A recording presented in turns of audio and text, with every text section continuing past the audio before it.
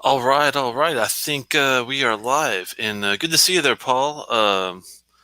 Yeah, I asked because I've got a friend named Paul Macieri at is up in Wisconsin area that also is into Scotch and stuff. So that's why I thought it could be him, but he's got his own channel and everything.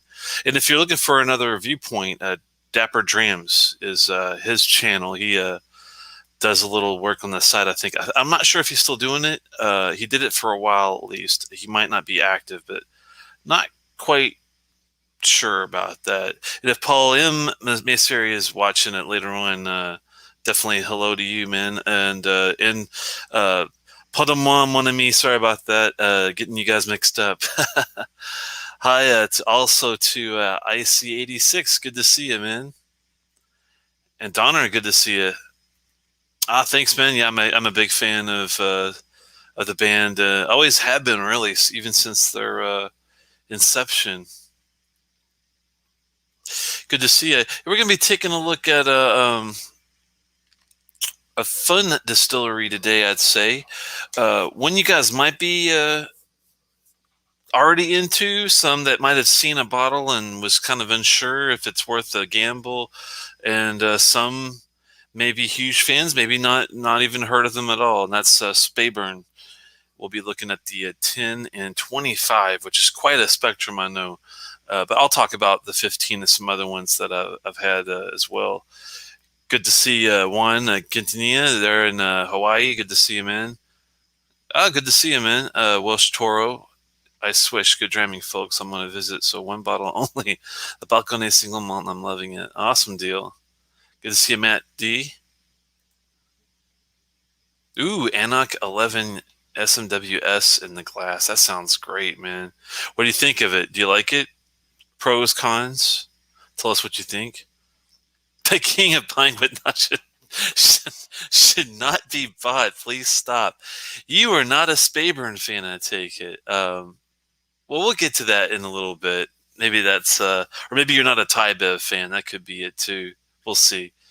I'm new joining from Malt Muser, excited to keep going. Cool. Good to see you, Mr. Jerbick. I love the art icon there. That's pretty cool. Good to see you, Andy. Let's see. Worst band ever. Hope you had a good past 2 weeks. Yeah, it's been up and down. Eric was had a couple things going on in 1 week, and I had a couple things going on in the other week, and it was just tough to get paths connected. But we were able to do it tonight, thank goodness. And I am thirsty, and if you are at the right place because we're gonna drink some whiskey. Good to see Whiskey Nose. I love that icon too, man. That's awesome. Extreme of your scale of your extreme extreme I'm not sure what you mean there, of the scale of your Speyburns. The 15 is outstanding and a good price. Yes, I think that it's a pretty good deal. Ailey, good to see you, Madam Shadow. That's kind of a creepy icon. I like it though. I like it though. It's pretty cool. Oh my. Stuart Demon Hunter, National Scotch Day. That's right. I'm glad somebody brought it up because I was wondering if anyone else knew that it actually is. I didn't even know we had a National Scotch Day. Like we really needed that. Every Tuesday is National Scotch Day in Telex land. Good to see you, Chris. Much appreciated. Mostly pros, the cons. I don't have two bottles. I like your way you think, Daniel. Oh, Peter White at name change. Okay, good to see you, Peter. Ooh, sipping on the Highland Park 18. That is a beauty. Is it the Viking bottle or is it the old 18 that looks like the one behind me up there? If I could learn how to point backwards, this is not an easy thing to do. Right there. Is it look like that bottle or is it the one after this one? I'm just curious. And did you have a preference?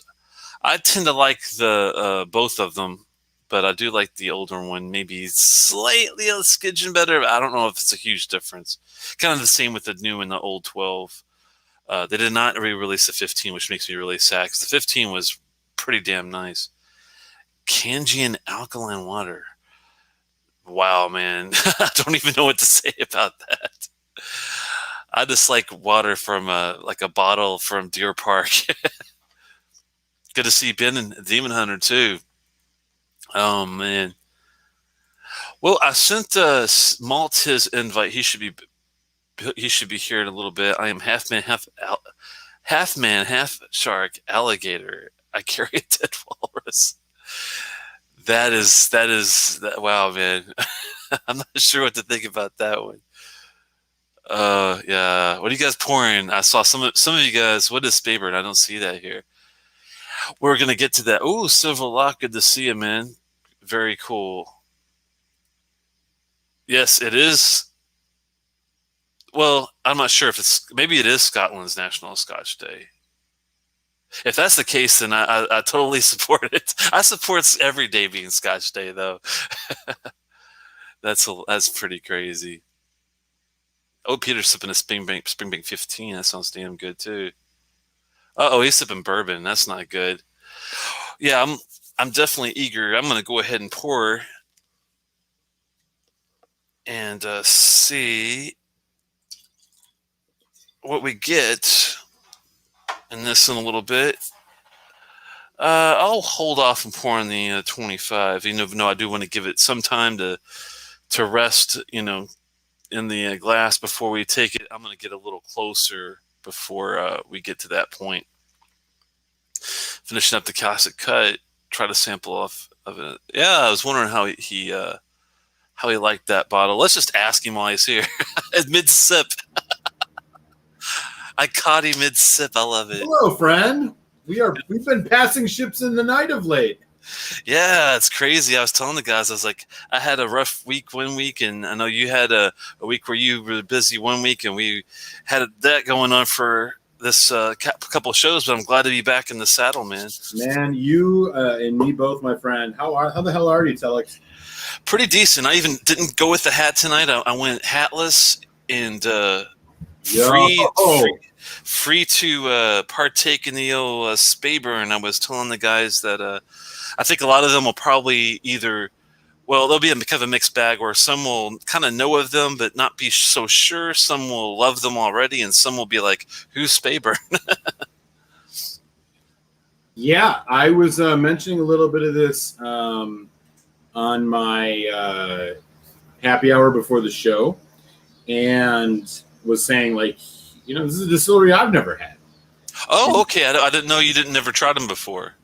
Never tried it. So I'm looking forward to it, man. This is going to be good. It'll be a lot of fun. And, like I said, if folks know anything about Speyburn, as I was mentioning, do share with us, because Telex can't be the only one educating us on Speyburn, I'm assuming, because I don't know how much Speyburn you've had, bro. Have you had a lot? I've had a bit. This is trying to remember. This is like my fourth or fifth type of offering from them that I've had. I started with the 15, and I'm pretty sure I had both. They have a entry level NAS called the Braden Oric, and that one's like around 25. It's very, very, very on the value scheme there, and the 10-year-old here only runs about 30. So it's really really cost effective on that piece. Yeah, definitely. I'm looking forward to getting into it, man. So how have you been? Pretty decent. Just haven't gone crazy with. I did get some new bottles, but not quite. Well, one of them. Yeah, we should probably catch up on that. Have you got anything new? One of them is something that I usually would get. A couple are flashbacks to days of old, I'd say. You know how I was talking before about, trying to find the really good daily sipper, sherry, non-peated type of dram.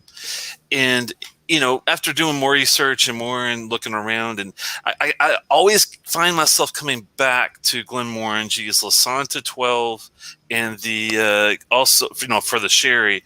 And if you want port, the Kintarabon 14. I mean, these bottles they're just easy go-to daily sippers if you're looking for something that's not peated with a lot of good fruit. And then One more. Classic Glenmoes, man. Classic Glenmoes. And one more on the side is the. This is one that I'd never tried before, and I was kind of curious. It's a little pricier than the 15, but the Dalwhinnie Distillers Edition. I went ahead and pulled the trigger. No. Is that Oloroso Sherry is the second maturation on that? I don't remember, actually. Yeah, it's a double maturation, and it is Oloroso Sherry. Yeah, I think that whole Distillers Edition line is like they double mature, but then it's like, each one of them is different. I've never had the Dalwhinnie, and it's so funny you got that. I was actually considering purchasing it myself, and so I'll save you a sip. Some of yours. I'll go get a regular 15 or something. That's cool. Yeah, I just literally picked up. I actually got both, so hold off on the 15 and this one. Actually, maybe pick something off the wall. I mean, yeah, for sure. Dalwhinnie's got that Winter's Frost. It's that was that Game of Thrones bottle. It was okay, but I would definitely say the 15 and Distillers Edition are two that we'll take a look at together when we do the next swapperoo. Yeah, definitely. What about you? What did you pick up? Yeah, I haven't got a ton of new stuff. First of all, love the Tool shirt. We should talk about Tool at some point in time. I've got some new bourbons. I mean, living in Chicago now, the store picks are crazy at Vinny's. I got some Sazerac rye single barrels, etc. Scotch-wise, this is, I think, the only Scotch I've got. This is it's in independent bottling called Archives. I haven't seen that one before. This is a 21-year-old single cask Ben Nevis, 48.2%. Ooh, Ben Nevis. I like it. So we should probably, and I have a Ben Nevis 10. Oh, nice. Maybe a Ben Nevis shows, or you provide the Dalwhinnies, I'll provide the Ben Nevis, and we got a show. That sounds good to me. I like it. Yeah. So I got that. Shit, man. Did we talk about the Scottie Pippen thing? No, I've heard some strange things that came up recently that I was surprised about. But dude, so Scottie Pippen has a bourbon. Oh wow! And it's called Digits. This is what a bottle of it looks like. It's Scottie Pippen's hand. It's called Digits. It's 5 years old. It's 46%. So respectable presentation here. He showed up at a Binny's for the release of it a couple weeks ago and was signing bottles. Wow. And we just happened to have 2 signed bottles, as you can see. Oh, man, that's awesome. By frickin' Scottie Pippen of his bourbon. So that is crazy. That's surprising. I thought you were going to go a totally different direction with that. That's awesome. I think I know what you thought I was going to talk about. Yeah. I'm glad that you dilute the value of these. So let's just leave that alone. I'm glad you stuck to the whiskey. Thank you so much. Too funny. What else? Okay, so the other things I've got. This is Jack Daniel's. It's a single barrel rye. It's a Binny's store pick. It's quite nice. I never tried a Jack Daniel's rye. I do like rye whiskey. Really have you ever? You've had theirs before and liked it? Cool. This one I like. These single barrels are quite good. Okay. The other thing I got is, and you can see how much I've been enjoying this. This is Jefferson's. It's a Jefferson's rye whiskey, not a bourbon, a rye. This is a Jefferson's rye, straight rye, finished in cognac, 47% ABV. That sounds interesting. I've been enjoying it quite a bit. I think we could probably throw this in for a sample the next time we go around. So. Oh, cool. That'd be awesome, man. I loved it. I've never had a lot of cognac or those Armagnac finishes. I've never seen those very much either. Yeah, that'll be a fun one. But yeah, that's about it. I think that's it for me. Sounds good, though. We got some good stuff coming. We still have a lot of shows already lined up for you guys that go well into the winter, too. Yeah, we do. I'm going to get this Speyburn 10 poured here. I'm ready to dive in with the Speyburn whenever you're ready. If not, want to chat a little longer. I got a little something in the glass here. So. Yeah, I'll give you kind of the tail of the tape on the 10. I'll give you kind of a quick history of the distillery itself. It's Speyburn has been around since about 1897, I believe it was 1897. Yeah, and they're real particular. What makes them I think that they stand out a lot is the water source they use is pretty intense. They use it off this Grantley Burn, I believe is what it's called. It's a particular area that's in Speyside.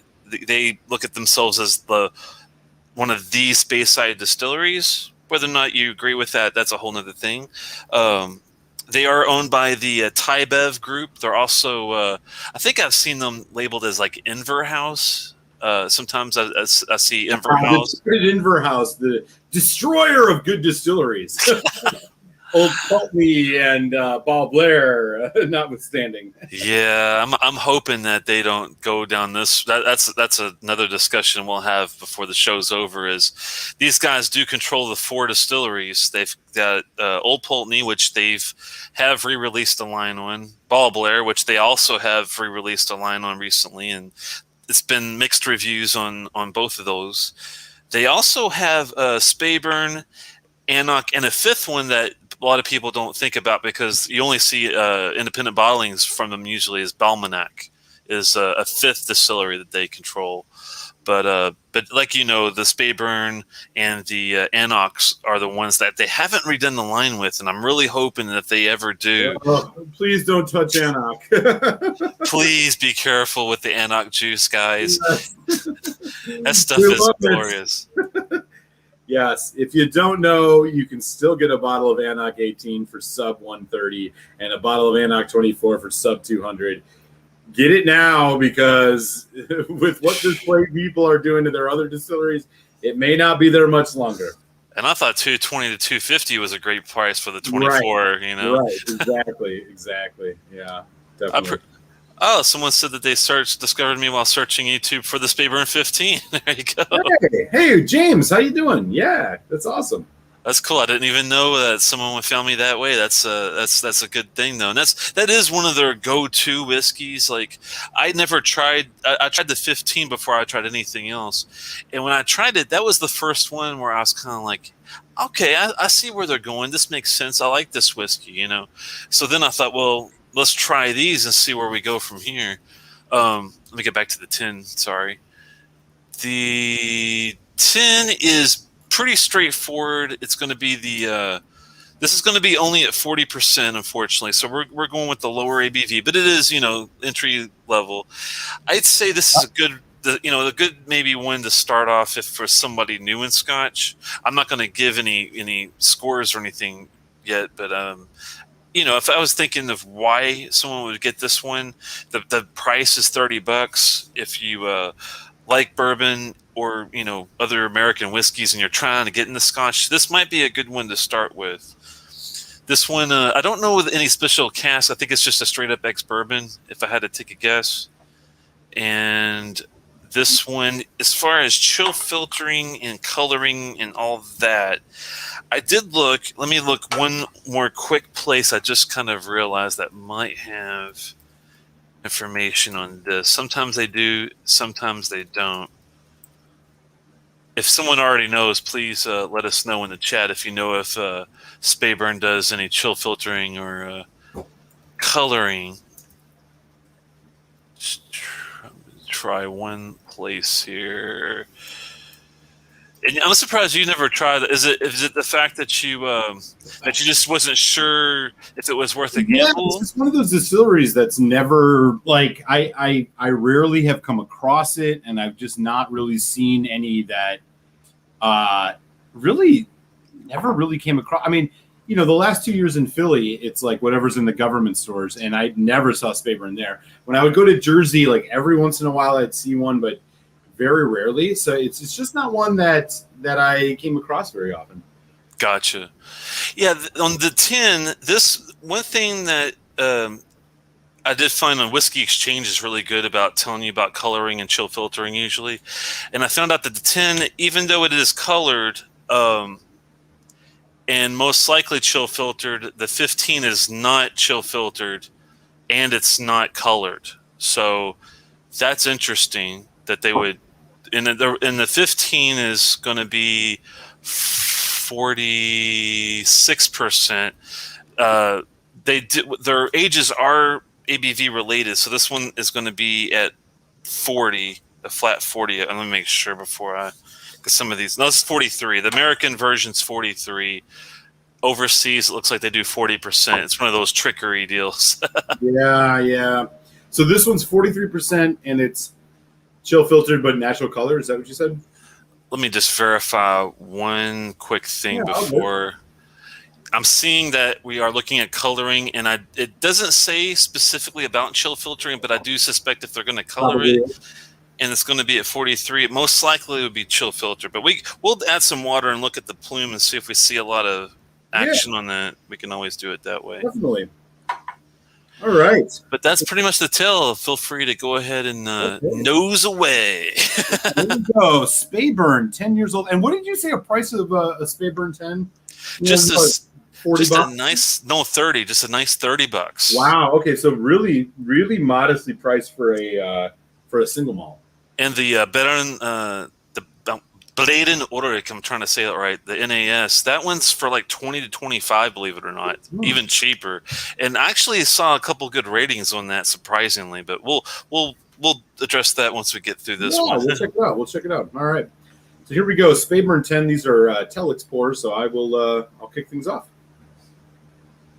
Great to be back, by the way, Telex. Yeah, you too, man. It's been too long. I've been looking forward to this ever since the last show ended.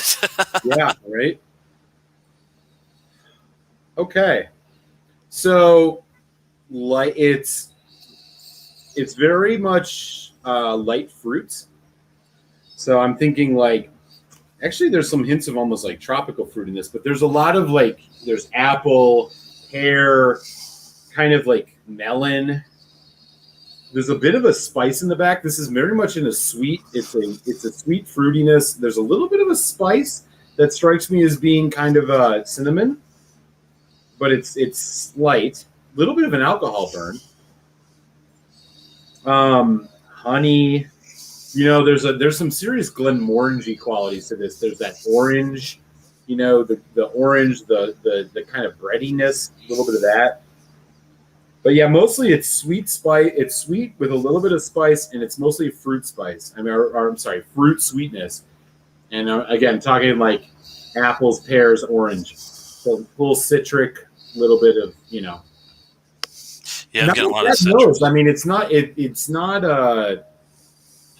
more in like a white wine. I mean, if you're thinking about it doesn't have a ton of depth to it. It's a very kind of crisp, like a white wine. Exactly. Yeah. Are you getting any ginger at all from? Yeah, definitely. There's definitely a little bit of ginger. I mean, it's more of the pickled ginger, exactly. Yeah. Sushi than you do like a gingerbread, but.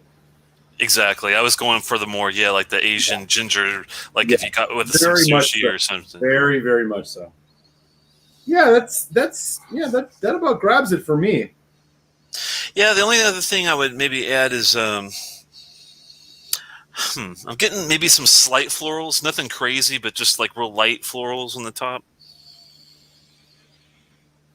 This is definitely a bourbon cask whiskey. Oh yeah, it's straightforward ex-bourbon, I'd say. Yeah. They don't give you any information, but I think that's the reason why. I think it's just a straight 10-year in the ex-bourbon cask. And I mean, for what it is, I'm actually surprised of how many things you can get out of it for just being 10 years old. That's kind of a plus, but hopefully the palate will be. The licks look like it's pretty good for a 43%. They run pretty slow. Surprisingly, yeah, I mean, and I like the 43% on this. I mean, that's huge for a whiskey at this price, $30-some. All right, let's have a sippy. Happy National Scotch Day. Yes, happy National Scotch Day.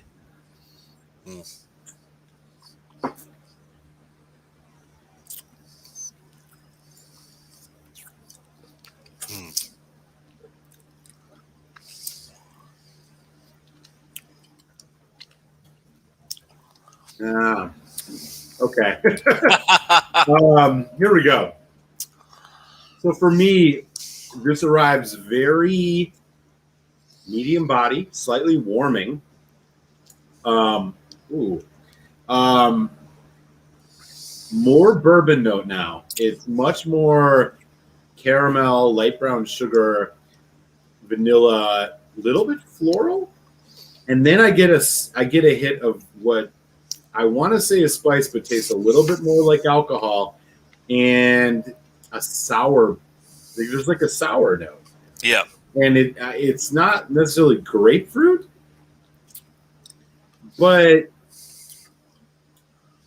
a bit of a sour note, and then the finish kind of lingers with this. It's like orange rind. Yeah. It's very much an orange rindy kind of finish to it. Now this is funny because I had exactly the same experience you did with my first like initial sip of it. Yeah. So give it a couple of seconds. Now go back for another neat sip. Yeah, I'm definitely gonna do another one of these and see if you have the same exact reaction or if it tastes a little different. Hmm.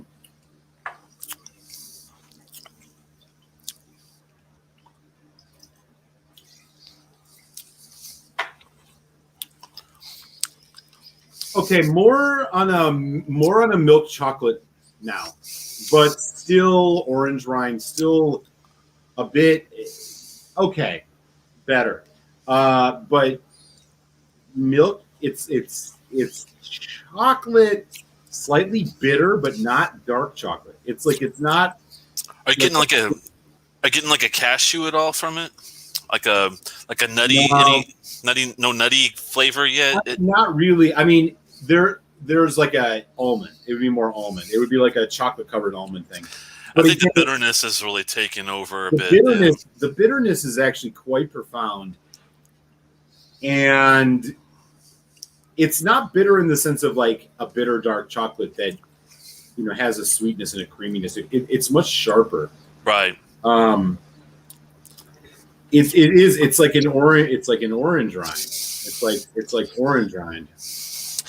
Yeah, that's my only beef with this one is like the nose and the initial delivery in the palate. It's pretty good, but then it kind of it just turns into this like over bitter marmalade kind of finish. It's it's a bit pithy, but let's try some water and see if it makes it any different. Yeah, definitely. You never know. I am ready to do that. Hopefully it will. I'm just gonna do 2 drops. Yeah. Let's see where this goes. Nothing major because even if it was 40 or 43, you got to be careful with the drop or 2. Yeah. But hopefully this will do something after a few sloshes around. Anybody else had the 10, and what did you think of it? Did you think it was absolutely atrocious? Did you think it was decent enough as a daily sipper? What was your take on it? Better with water. That bitterness tames down. Much more of much more chocolate honey. A lot of honey. Much more like clover honey, like a darker honey. Lot more of that. This is Del Winnie level honey for me right now. Like that's how much honey I'm getting off of this on the palate. It's tamed down. This is much better with water, in my opinion. What about the nose with the water, though? I don't know if I like the nose with the water as much. It's not the same. I mean, it's kind of like a acrid citrus, and then you get a little bit of that apple, a little bit of that bourbon cask. Did the water make it a little more acrid or more like? I think more. But I think so too. The palate is somehow better. Yeah, it almost right on the nose. The spice level got kicked up too. It's kind of it's weird because neat. I like the nose better, but with the palate, I like the water with it better, even at 43%. It's like the development is like sort of going in a positive direction, and then it hits a wall of bitterness, and then you're just like it's just bitter, like dried oak, like oak, dried oak. Of course, it's dried oak. Like, listen to me, man. I'm talking like a sausage. Oak and orange rind. God, orange rind.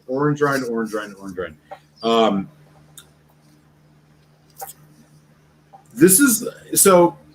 It's like if Glenmorangie put out a 10, but it was aged 5 years or something.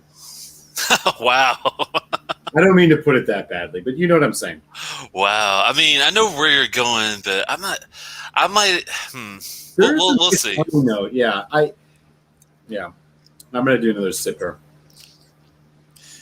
Like I do enjoy this espresso kind of espresso. It is on the bitter side. I'll agree with you, but with the water, I do like the finish. It kind of gives me like an espresso cappuccino kind of feel to it. But Yeah, I agree with you on that. I think for me there's an unmistakable chocolate quality. I think the water. So before this bitterness was like I was saying, it's not a bitter like a good dark chocolate. It's bitter like right. I feel like the water's done this a little justice. It's to me, it's night and day. Like much better with the water. It saves its ass with the water. Yeah, the nose maybe not as much, but the whole enjoyment of the actual whiskey tasting and wise, yeah. Do you get any white chocolate, like hints of white chocolate on this, or like amaretto? Yeah, I was earlier. You were saying nuttiness earlier. I was gravitating more as like a cashew. I was getting like a heavy cashew kind of note at first, but now I agree with you. It's more of like an amaretto, like a liqueur, like an almond liqueur kind of a thing. Have you ever? I don't know how much of a cocktail guy. You ever drink a Godfather before? I have not. My wife was talking about that the other day. I'd never even heard of it before. Godfather is like probably my favorite go-to whiskey cocktail, and it's a very simple one. You're talking like 2 ounces of a blended Scotch, or any type of Scotch, but ideally a blended one. For me, Glenmorangie X is a great example, or something a little bit higher ABV. You don't want to use anything very good. Bourbon cask, and then you're talking about like a 1/4 ounce amaretto. You can throw an orange peel in it if you want. It's a great cocktail. Nice. It's one of my go-tos. Yeah, you can use really any kind of cheap blended Scotch for it. Get a decent one, something with a little body. Ideally over 40% if you can. But it's good. It's one of my favorite cocktails. And this is why I'm trying to safeguard myself, because I love that cocktail. I'm like, I'll go to town on those, man. But I'm like, yo, this can't be tasting just like that. And it does taste like that. The amaretto is getting me going. Like, this is literally like a single malt version of a Godfather in a way that I'm mildly uncomfortable with. I had a feeling this was going to happen to you, because this happened to me. The first time I tried this whiskey, I was like, no. And then the second time I tried it, I was like, okay. And then by the third and fourth time I tried it, I'm like, this is actually not bad. Yeah, dude. I got to admit, every time I go in, I'm like, man, this tastes like a damn Godfather, except it's not on ice. Isn't that crazy how a couple of drops of water just can make miracles with whiskey? Really, it really does. And the 43% on this. Look, I think that's the reason why it holds up so well, is because they were smart enough to leave it at 43 for America. You know what I mean? Yeah. I'm going to have some more with the water. I think I'm ready to go final thoughts here. Go ahead and take us home, my friend. First of all, Telex, thank you for the sample. No problem at all, man. This was an easy one. Yeah, as you were just saying, first impressions were a little bit whack. But I got to tell you, as this has went on, I've become increasingly interested in this. Not necessarily just as a sipper. I mentioned I'm a big fan of the Godfather cocktail. At the price point you mentioned, around $30, man, this might be the whiskey to put in one of those. It's 42%. I feel like it would play real well with a little amaretto. Oh, yeah. The bitterness is a real turnoff for me. And I think it shows what it displays is the just not high quality casks. The 10 years old is like the weakest 10 years old you can imagine. However, they do jack up that ABV to 43%. I respect that. It's not complex, but it's not bad. And at that price, I really think this is a solid mixer on your bar, particularly if you're into amaretto flavored drinks. I could see this standing up very well in an old fashioned even. Maybe not with, it doesn't have quite the spice, but it could work. As for like enjoying it neat, it's okay. It's like one that I would drink one of and then move on just to get the palate ready. And at the price point, I think it's fair. I mean, I'm gonna do a solid.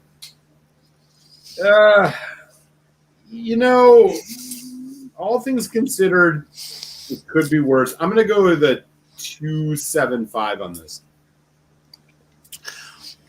which means I think, for the price, it's solid. I think this is probably better as a mixer, and it would stand up pretty well. Neat, I think it gets old quick, but not bad. I mean, that price point saves it, I think. So yeah, 2.75 for me on this one.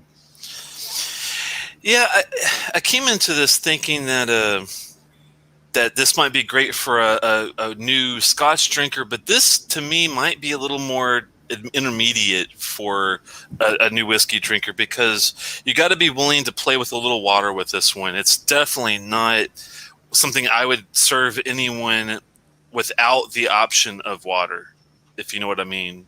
If I gave that to someone neat and said, you got to drink this neat, I would be doing them a disservice, because it's so much better with a couple of drops of water. To me, it's like night and day, Dr. Jekyll, Mr. Hyde kind of dram.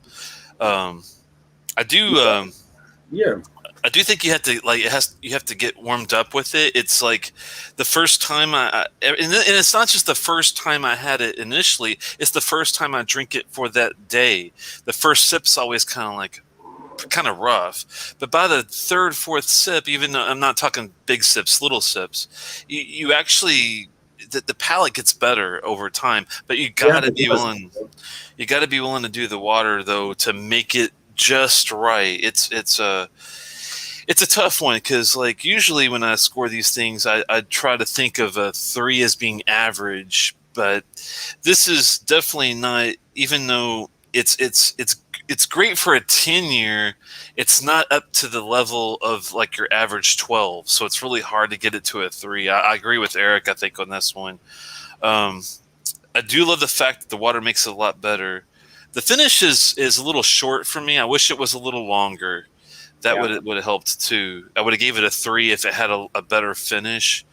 But for what it is, and I agree with Eric. I never drank Godfathers before, but I love the amaretto, kind of the almond liqueur kind of thing, and I know what he's saying with this, and I agree. I think if you're looking to, I hate to use this as a mixer because I do enjoy it with the little water neat.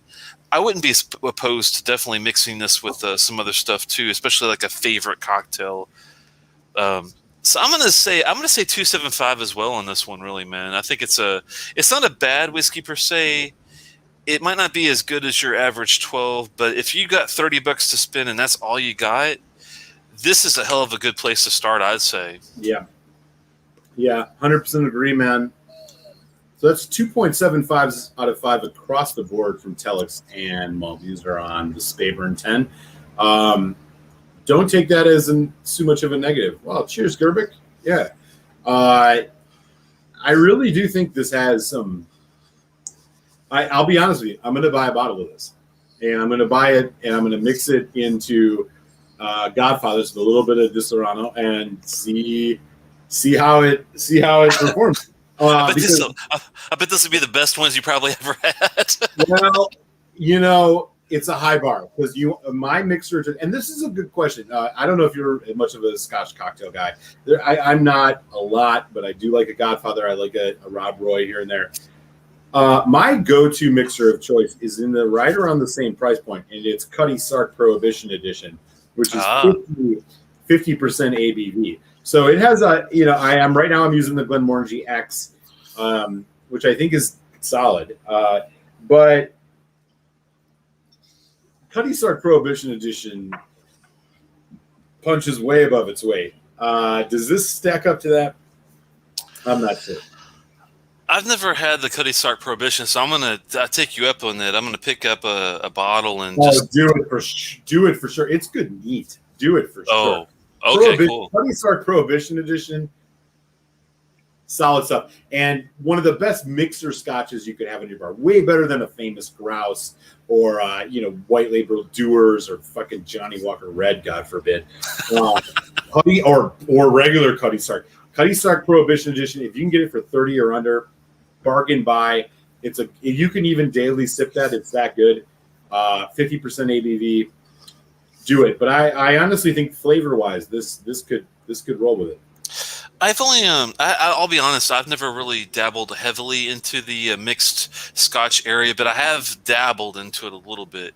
The one I had, my first getting into it was having a penicillin, which is, have you had that one of those before? Yeah. It's pretty good, and that was with some Compass Box. It was doing some penicillin. For other ones, when the Lafroig distillery was here in Annapolis, in Maryland, they took over a speakeasy that was around here, and they had the bartenders making cocktails with Lafroig, which I thought was kind of interesting.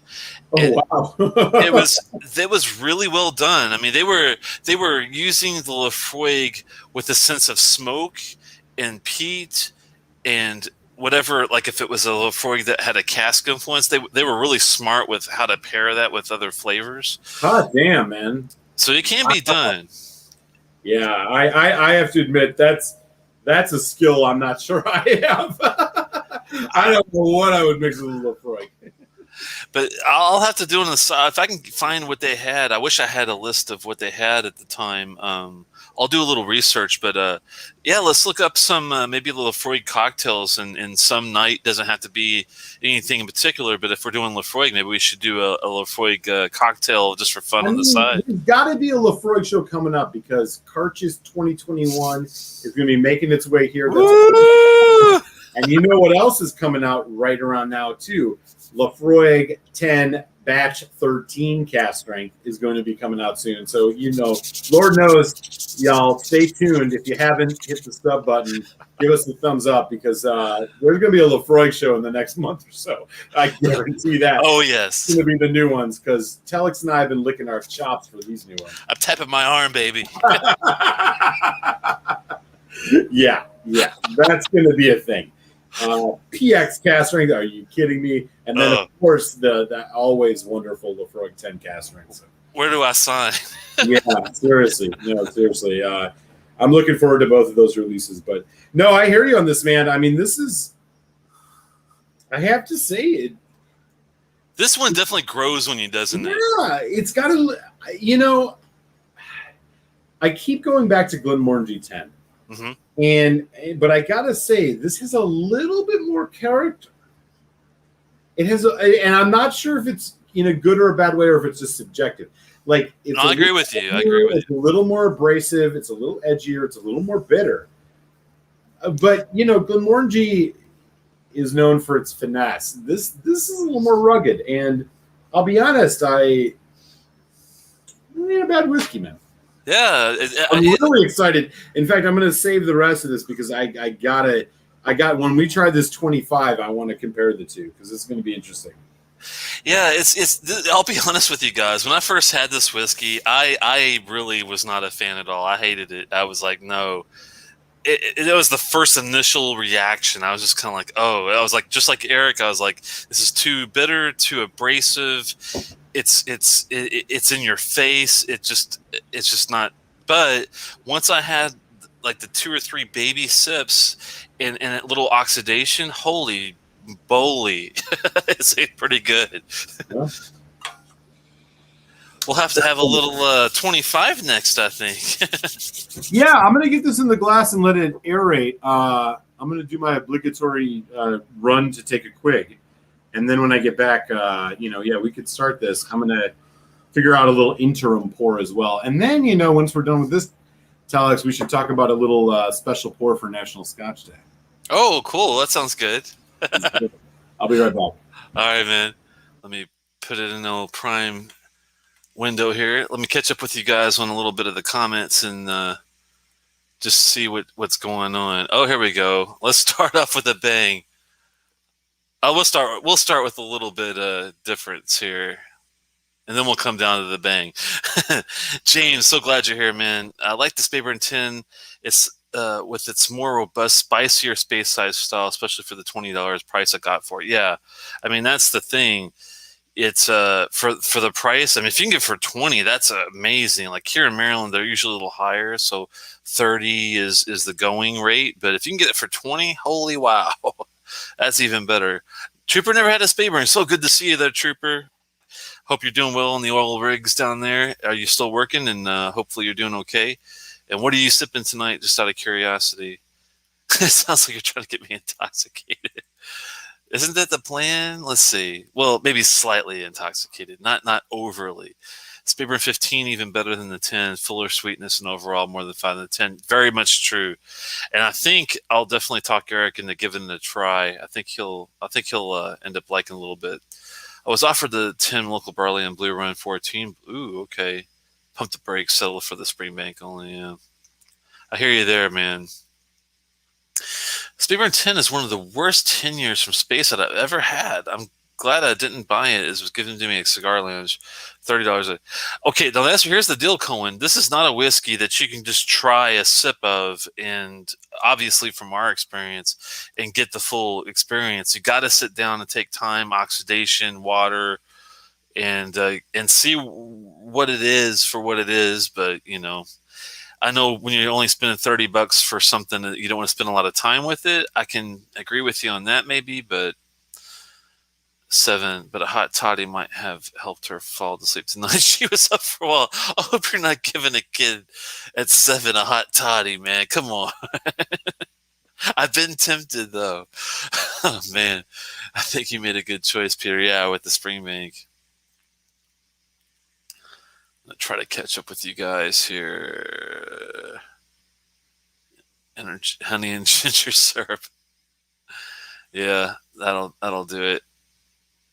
Hot chocolate and Drambuie or Irish cream. Wow, that sounds good, man. I need some help.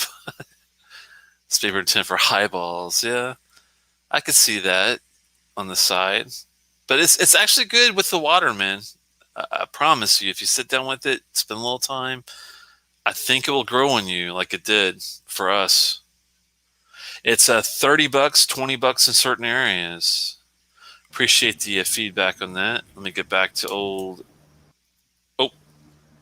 Mr. Eric here. Oh, excuse me. I was just just joking. I'm pouring myself a little intermediary dram. It is a signatory vintage 2008 Kleinleich cast strength, 8-year-old, 58.8%. Because that's a great idea. That sounds really good, man. Yes, Daniel, the PX is going to be the new carriages this year. So, yep, PX cast strength. Cannot wait for that. Cohen is hating on my Speyburn 10, man. He thinks that Jane Walker is some complexity. Hot fire right now, dude. He is having a meltdown, but I'm trying to tell him that just like me and you, if he had it at a cigar bar and passed judgment, I'm thinking, well, if you sat down and had a little oxidation, had a little water with it, I know you're not supposed to spend a whole lot of time with $30 whiskey, but if you do take the 5 minutes or so to do it, I guarantee you'll have a much better time. Don't you think? I mean, Cohen, are you saying you'd go lower than 275 on that one? I mean, he's definitely bringing the hate team. Good, but that's okay. We need a little pugnaciousness in the chat. I'll take it. Love you, Cohen. Spit that fire, brother. As low, I mean, I couldn't go below a 2 on that one. There's just no way. I couldn't do it. Below a 2. I couldn't do it. Yeah, no, I really can't either. But I appreciate strong opinions, man. Strong opinions, loosely held. That's my philosophy when it comes to whiskey. Oh no! Seems like the Lefroy PX cast strength doesn't have great reviews right now. But we'll pass. We will be the judge of that. We'll pass judgment on that. I assure you. I mean, that sucks to hear because all I want is for it to be amazing. And I have to say, the last 1, 2, the last two, the triple wood cask strength and the port and wine cask Carchis, I have to admit, were not my favorites. Same here, yeah. I think the last one that was, I thought, really, really exciting was the Fino in 2018. But before that, I mean, was the quarter cask strength, which I think was just fucking amazing. But we'll see. That's here, though. Yeah, for me, it was the Fino. I'll agree with you. The only thing I differ is I really like that instead of the quarter. I mean, not to say that I didn't enjoy the quarter, but that triple wood cask strength I thought was pretty damn tasty after some oxidation. It took some time, but yeah, it got to a pretty good level in that. But he's drinking real risky with that Clanley, she says. So there you go. It's really good.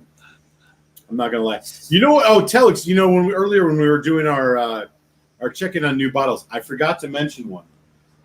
Uh-oh. And this, I don't know what to think. I bought this on a whim. It's another signatory vintage. Ooh. This is a Daluin, 12-year-old cask strength, 57.7. Does it have sherry in it? Negative. It just says matured in a hogshead, but I'll tell you right now, look at that. That looks like bourbon to me. That's true. That I have had the Flora and Fauna. It's another Biddy's pick. I'm spoiled here in the Windy City. I've had the Flora and Fauna 16, which is the only distillery bottle that I know of that they do. And it was good, but it was sherried. So I can't speak to Daluin that's not got sherried in it. So that's going to be interesting to see if you like it. We'll find out. Daniel thought it was pretty legit. He's going to pour some good. Get on team Telex. I mean, it was good, but it wasn't. I just felt like it didn't take the next step. It was like a half step. It was like the Kilkerran 16. It's like it was a half step. But that's just me. Which one was the 2020? Was he talking about the port and wine? Port and red wine, yeah. Oh, man. I don't know, man. Well, I just was not into it as much. When you have like the Ardbeg Black with those Pinot Noir casks, and then you go to that whiskey, it's like the Ardbeg Black. I think beat it for sure. I think it did too. Let's be very clear, Telex. If you and I harken back to our Ardbeg Black show, we would say that the Ardbeg Black committee release was better, but definitely not the limited release. No, not the limited. Had the most boring, horrible finish. I think that was like it wasn't even a horrible finish. It was the absence of finish. Yeah, that was true. The committee releases usually, with the exception, I think, of the drum, the committee release is always the go-to release. I don't think that's the case with the Scorch. Yeah, you're right. My scores on the Scorch were 3 for the committee, 3.25. I have a video on this if you guys want to check it out. Of the limited, I thought the limited was a little bit better. It was more interesting, at least. Not that great, but yeah, I still thought the Scorch was middling at best. I thought the Scorch committee was only better without oxidation. I thought oxidation really killed that release. Like my initial committee release with the Scorch was like, wow, this has got like raspberries and strawberries and white chocolate and all this crazy stuff I was getting, but I only got it off like the first like 1 or 2 drams, and the rest of the bottle it felt like it declined quickly. And then, but I agree with you that the regular release was better consistently through the whole bottle compared to the committee release. Yeah, the Scorch is a meh. It's a tough one for me. It's fine. It's not as good as the black, but it's better than the drum. It's Kelpie. It's like Kelpie was okay. This one's I thought the Kelpie was awesome, man. Come on. Would you say the Scorch was better than the drum? Oh, I'm sorry. The grooves. Is it better than the grooves? Okay, let me do a quick rundown real fast, because I am a huge Ardbeg fanboy. Get after it. I love Dark Cove is number 1 for me on committee releases. The second one, oh man, you're gonna make me pick. I love the black. I loved the grooves. I actually loved the Scorch too on the first sip, man. Oh, I hate this. I'm gonna go. I like the Kelpie probably more than black. I know it's sacrilegious to say, but I did love the Kelpie for those the Black Sea casks that they used with that were so different because I got like a German breakfast. I got a German breakfast, a Spätzle. I got a Spätzle out of it, dude. You Come got on. some Spätzle out of that, eh? I did. Oh, yeah, there. I loved it. That's I loved fair, it. man. That's fair. But I do Own it, man. I Own love the the guys, bro. I do love the grooves in the black and the scorch. I didn't like the drum too much. That's like definitely in the last place. But to pit the grooves and the scorch and the black against each other, man, it's like asking me to pick my favorite kids. I am not going to ask you to do that, sir, especially not on the interwebs, because your kids will eventually know how to use it. So we can leave it at that.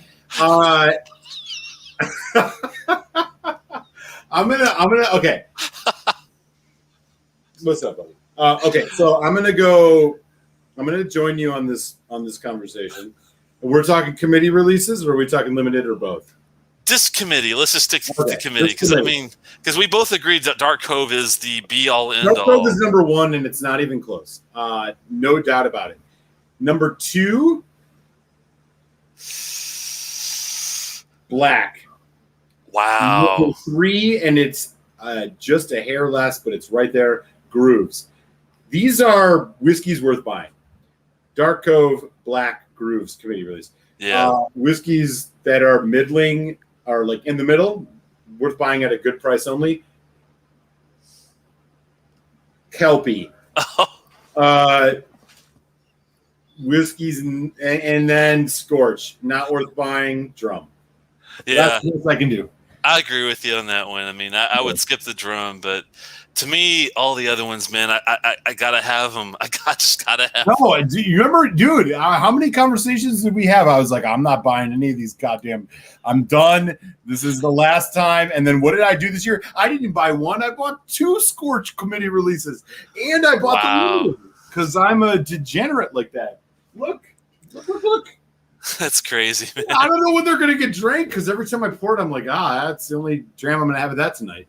I save save one of those Scorch bottles, and if you try to sell it, it just doesn't sell. Let me know, and I will come by and I will definitely sip that with you because I love no, fair enough. I have another unopened Scorch committee release. The initial I'm glad to sell for an overpriced cost.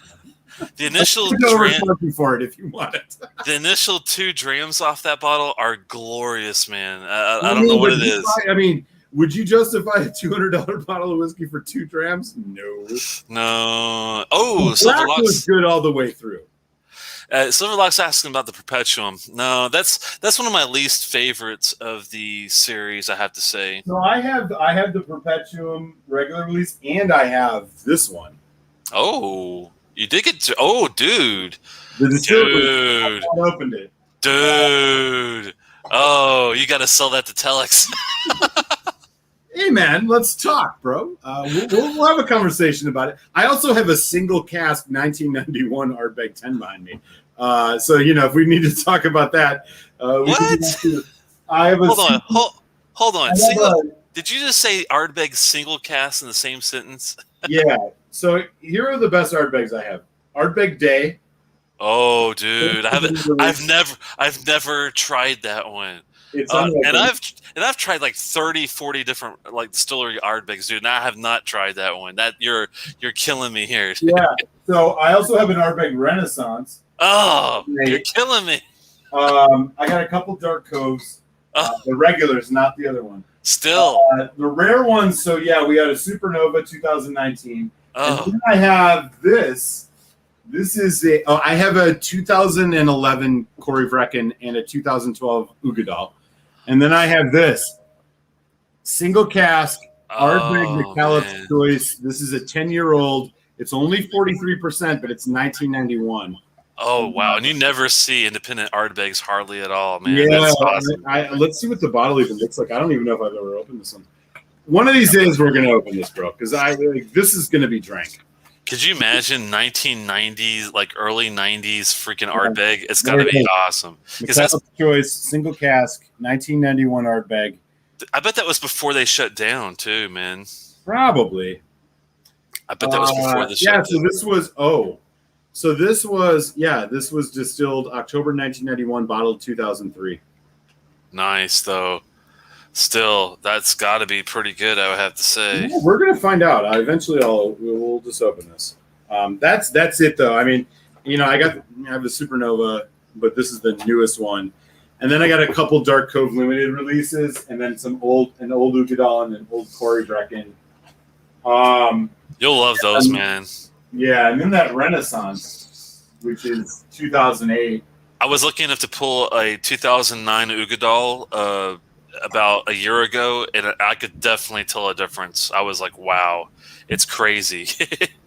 So I think you're in for a treat on that old Ugadal, man. It's very For sure. sherry. I'll be honest with you, like the new Ugadal is still really good. I still think it's the best whiskey they make, and I don't think there's even.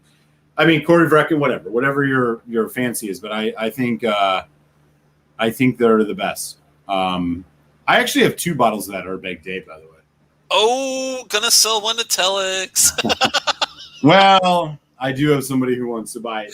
No, hold on there.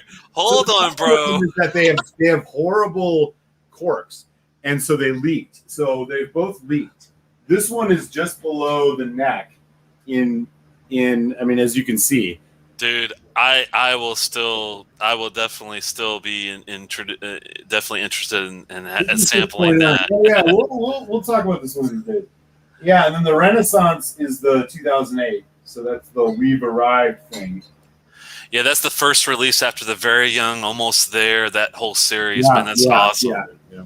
I've never tried any of those, but I am intrigued. If I ever got the offer, offer, Verdes too, if you want. No, I did. I did definitely get my Era Verde, so I'm cool with that. But I appreciate the offer either way. Nobody wants another Era Verde. Hey, if it's the right price, I'll definitely take it because I love Ardbeg, man. I drink that stuff all freaking day, every day. Well, we'll do that single cask 10. I'm not selling that. I'm going to drink that. So we'll eventually do a sample of that. That sounds good, man. Has anyone tried the new Ardbeg 8? Yeah, that's a good question. I've seen that. I haven't seen it like for sale yet, but I haven't really looked yet. I'll ask my guy if he's got it. He might have as an option already, possibly. I've not had it, but I want it. That's the committee, the new committee 8 cast strength. What's the story on that one? Do you remember? It's just an 8-year-old get cast strength. Okay, and I've heard mixed reviews as far as like. Is it better than their standard 10? So we'll have to see if we can score ourselves. I mean, Wee Beastie wasn't better than the standard 10. No, not even close, man. Yeah. I mean, the only reason I'd ever say that you might like the Wee Beastie more than the standard 10 is if you love anise like licorice. If you love that flavor, you're gonna love the Wee Beastie because it's got that and then some. Yeah. All right, we're ready. And then some, man. Yeah, are we ready to do this? We are in hour number 2. Welcome, everybody. We are back here on Tuesday. If you're just joining, it's been a little bit of a topsy-turvy, passing ships in the night kind of July for Telex and I, but here we are. It is National Scotch Day here in the United States, so we are sipping scotch because that's what we do. We just got done with a Speyburn 10, and now we are going way into the deep end. Telex the Whiskey Tag shows up at the party with a fucking bottle of Speyburn 25. We're going to dig into it. Telex, what is the tail of the tape on this bad boy? Oh, my goodness. Oh, my goodness. I fell in love with Speyburn when I had the 15, and it's a nice crafted, no coloring, no chill filtering bottle. It's at I think it's at a pretty decent ABV. Let me see what they usually do. The 25 we're going to look at is 46%. I think the 15 is also 46%. Rad. Let me verify that real fast before I give you the definite. The 15 is also at 46. So that was my first introduction to them. And once I fell in love with that one, I thought, well, hell, let's try the 10 and 25. The 25 was a lucky pick. This one is not available anymore. You will not see it pretty much anywhere. If you do get lucky enough to see it, you still can pull the trigger in some places I've noticed for about $400. but it's definitely not an easy find. It's 25 years, 46%. This is going to be ex bourbon and ex sherry on the cask. It's specifically ex bourbon and Fino sherry casks that are selected by the manager. Robert Anderson selected these, and it comes in this crazy silver like box of doom. Wow. Yeah, it's pretty okay. Speyburn 10 or 25. I see you. It's a pretty nice presentation for what it is. I mean, it's not a anything that can hold a candle to some of the guys we know at McAllen and Highland Park, but for what it is, they did a good job with it. So 46%, 25 years old. Is there a and you said ex bourbon and ex sherry? Is this is it? Does they say anything about coloring or chillitration? This is a Fino specifically. Oh, I'm sorry, Fino. Yeah, which makes this even more interesting. The 25 itself. Let me do a quick search here on the chill filtering possibility if they have it here. I mean, I can't imagine they would at 46, but if they don't say it, it's like just say it. Yeah, I'm trying to find some side info really fast here to make sure before I give you a definite. I would be really surprised if they bothered with the color, because this one is once you pour it, and let me get the glass. I had it poured here. Where'd I put it? I hid it from myself. Oh, there it is. The color for 25 years for ex bourbon and ex sherry, that's not super dark. That's what you would consider actually a light color, I would say, for 25 years. Fair. Wouldn't you say that's lighter than what you would expect? I mean, for ex bourbon ex sherry, I don't know. I mean, but I definitely, you can tell it's got the sherry color in it, if that makes any sense. Yeah. I mean, I like the. I mean, yeah, this is what it looks like. I mean, you're right that it's a little bit on the lighter side. I take that back. Yeah, you're right. Like if it was a 21 or 18, I would say it's on the money. But for 25 years, I mean, you would think it'd be a lot darker than that for sherry. But yeah, we don't know how well used these Fino sherry casks they used are. Unfortunately, well, and that's and that might have something to do with how light it is, because it's Fino. I mean, Fino is Fino is not the darkest of the grapes. It's more of a white grape. I will say this was bottled all the way back in 2012, so that does make a bit of a difference with the bottling of it. Yeah, so that means it was distilled in 87. Yeah, isn't that crazy? Jesus, what were you doing in 1987? Let's see. Listening to Skinny Puppy tapes in your basement? I was like, 12, I guess? 7. I was born in 75. I was born in 81, so I was like 5. I think I might have had a Motley Crue tape. I was going to say, I listened to Looks Like Kill. Looks Like Kill was my favorite song back in the day. Yeah. That's a great track, man. That's awesome, man. Anyway, we're harkening back. It's 80s night here on the Telex and Malt Show. Y'all get ready. It is non-chill filtered and natural in color. I just verified. Damn. So we got an integrity bottling here. Non-chill, natural color, 25 years old, Speyburn. And this bad boy was, did you say distilled in 1987? Yeah, it was bottled in 2012, man. Isn't that crazy? 12, 10, 3. Yeah, 87. Well, Telex, again, thank you for this sample. I don't know what the hell to expect out of this, so I'm just going to dive in. Go for it, man. This is what I do it for. This is just to get us the access to the crazy whiskey that we normally wouldn't go for. I was like, you know what? I like the 15 a lot, and the 10 grew on me, so why not try a 25, right? Here we go. First note, it's like a apple cinnamon. Sweet. It's sweet, and spice. Apple cinnamon and a ton of it, like a fresh apple cider that's been served hot with a cinnamon powder on top. You nailed it with apple cider. That's like the first note I got off this. Yeah, the depth is the apple cider. There's a little bit of a citric note, but it's in the background. Again, that orange rind, orange peel thing. There's a bit of orange here. More of a tangerine than orange. If I want to be a pretentious bougie asshole about it.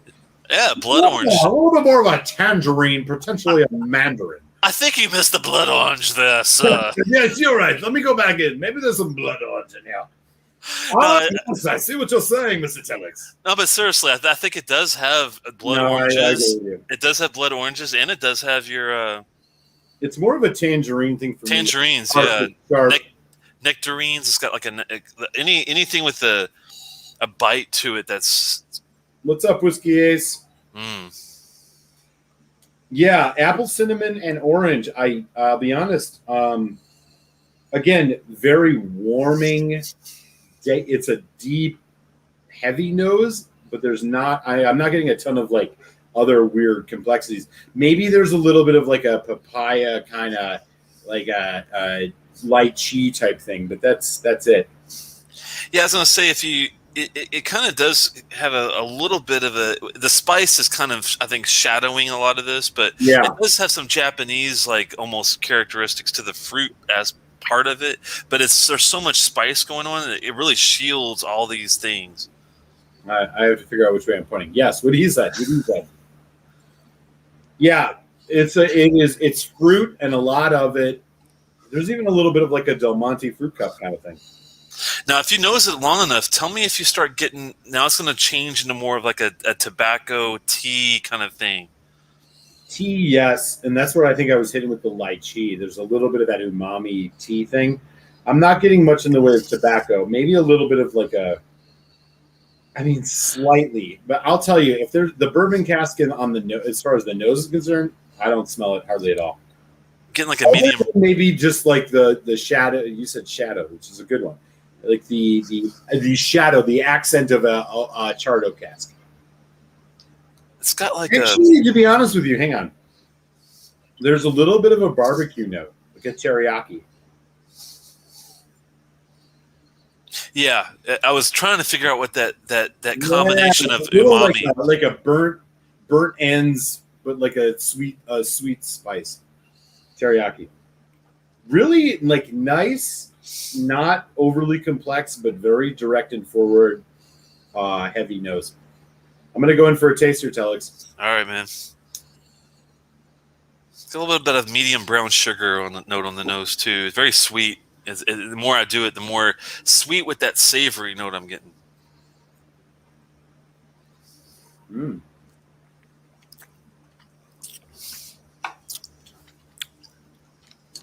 Oh.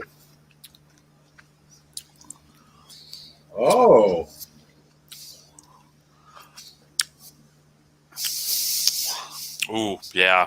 Oh, God.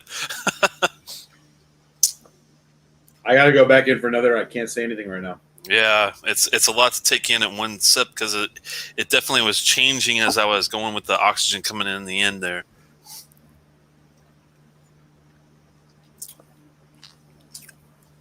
I'm going to get the cons out of the way right now. A little bit hot. A little hotter than I expect. A little sharper than I expect. That we'll put to the side. Medium body, heavy, stark notes here. Apple, cinnamon, caramel, brown sugar, nutmeg. Sweet spice. It's a nice dance between baking spices and fresh fruit. And we're talking fresh fruit, not dried fruit, which is interesting. This is fresh fruit. This is, you just bit into a goddamn pear that was the juiciest but like crispiest pear you've had. Bunch of that. A little bit of melon, cantaloupe. Cinnamon. Drying, and so that's kind of where it goes. When it goes into the finish, it is cinnamon, red hot candies. Like you had just chewed a red hot candy 10 minutes ago and you have the aftertaste in your mouth, or you had a big red gum. Oh yeah. That's the aftertaste in your mouth. It is more like a piece of red hot cinnamon candy than I can say I've ever had in a whiskey. It's so profound.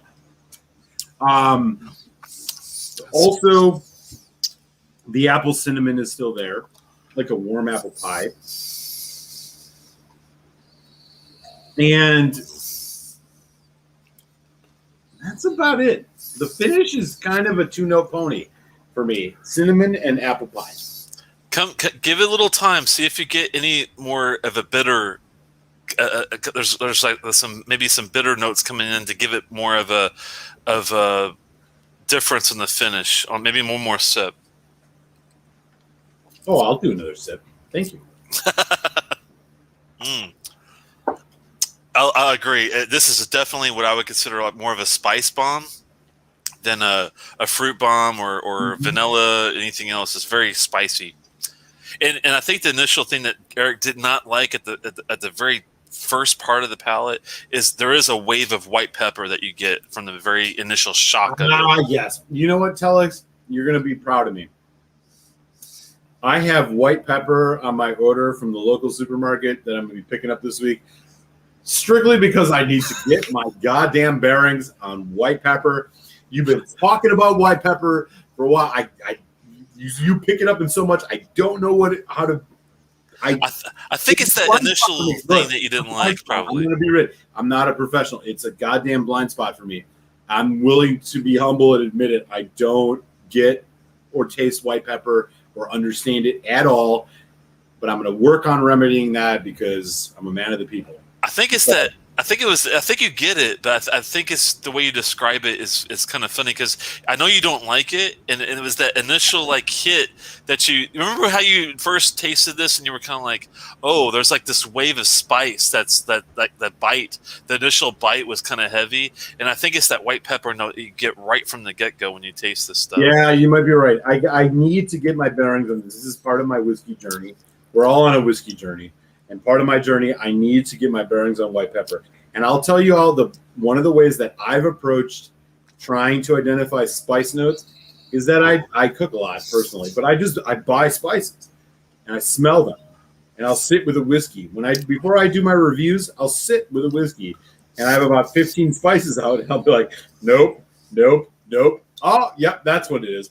And eventually it becomes so known to me that I don't even need to smell it. But for something like this, you're right.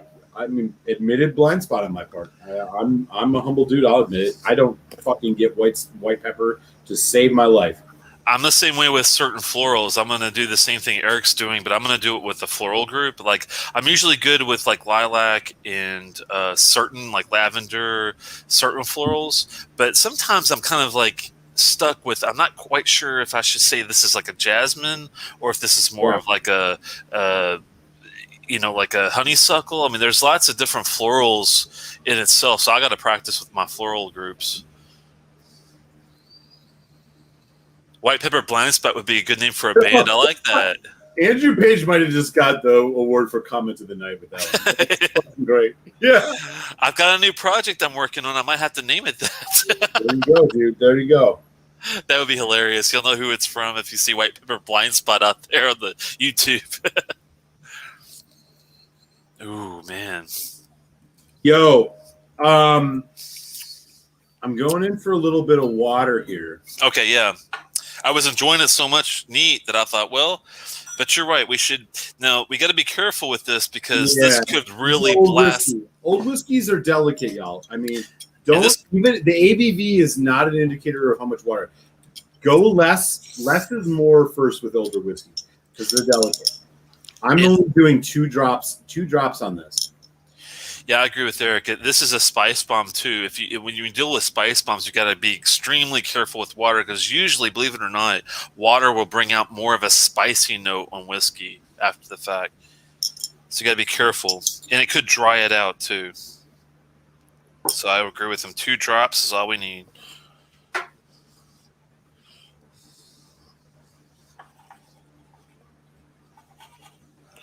Any difference on the nose on the water? I get a lot more ginger and it's like gingerbread. Yeah, like a ginger It's snap very cookie. warm. It's warm baked gingerbread.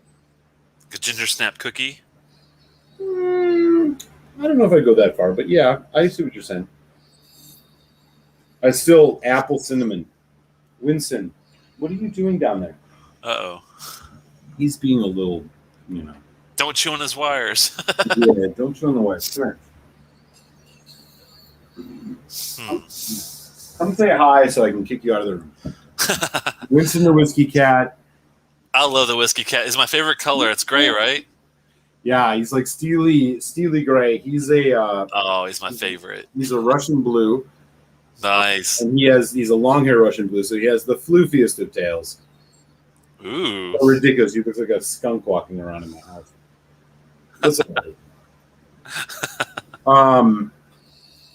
Yeah, he likes to be around me, but not necessarily, and then periodically likes to cause problems. Uh-oh. All right, good. Go.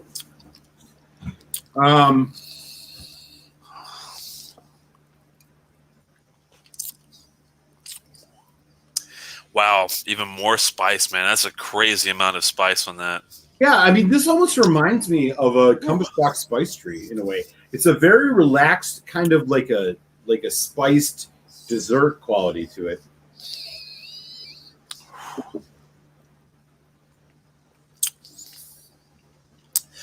The level's quite up there with the spice level, man. This reminds me of the Tamdu Debilia Dram.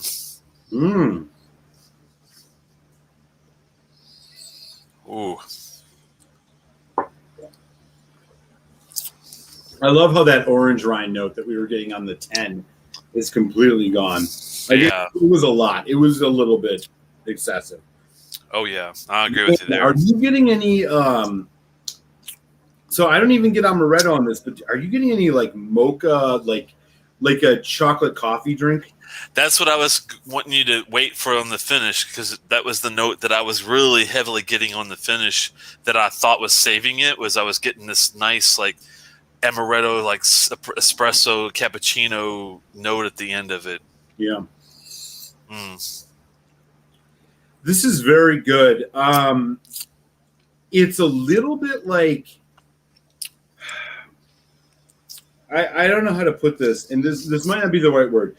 It's a little generic in the sense that like it doesn't have anything incredibly unique about it other than like it tastes like an older whiskey, but it's good for what it's doing, you know? One thing that I think, the only thing that makes this stand out for me is that Fino ultra dry finish. It does have a really drying finish on it. And I appreciate that. I mean, I do think that like the Fino is not buried in this. Like you do get the dry. So for folks who don't know, like when you're talking about cherries, fortified wines, if you think about it on a spectrum, Oloroso is on one end, very like dry, heavy, dark red fruits, and Fino is on the other end, very dry, kind of white fruits, and then everything else kind of falls in between. It's a crude way of explaining it. I feel like the Fino is a little buried in this by the bourbon cask, but I still think it shows up, and as Telex said, it gives it the kind of sharpness, the crispness that otherwise I think would be missing.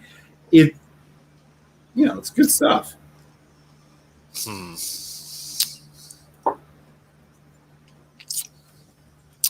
It's tough on the value. This runs around $400, so it's really crazy high on the price scale of things. But it's 25-year-old whiskey that's not chill filtered, that's not colored, that it is presented in a good craft. It is tough because to me it's like the spice level is so heavy. Does it take away from the other notes that you might be missing out of the fruit and some of the florals, some of the maybe even herbal notes might be here that we're missing because the spice level is so high? But I'll have Erica have to tell me about that one. What do you think about that? Yeah. Do you think it's shadowed by the spice, or do you like the spice level in it? I like the spice level in it. I think it gives it character. But, I'll be honest. I think I'm ready to go final thoughts on this. All right, man. Um, what's the price point on the bottle of Speyburn 25? 400. Okay. As folks know, I mean, Telex and I use the same scoring system. I do include cost in my uh, overall judgment of things. Telex doesn't. It's just our own preference, but it doesn't really matter. Uh, this is a delicious whiskey that I feel has nothing incredibly unique about it, other than it tastes like an aged whiskey. It delivers in every way you would expect, but doesn't have anything incredibly unique about it. Um, I don't think $400 is worth it. I think that I would maybe look at more of like half that price. So I'm going to knock it a bit on cost.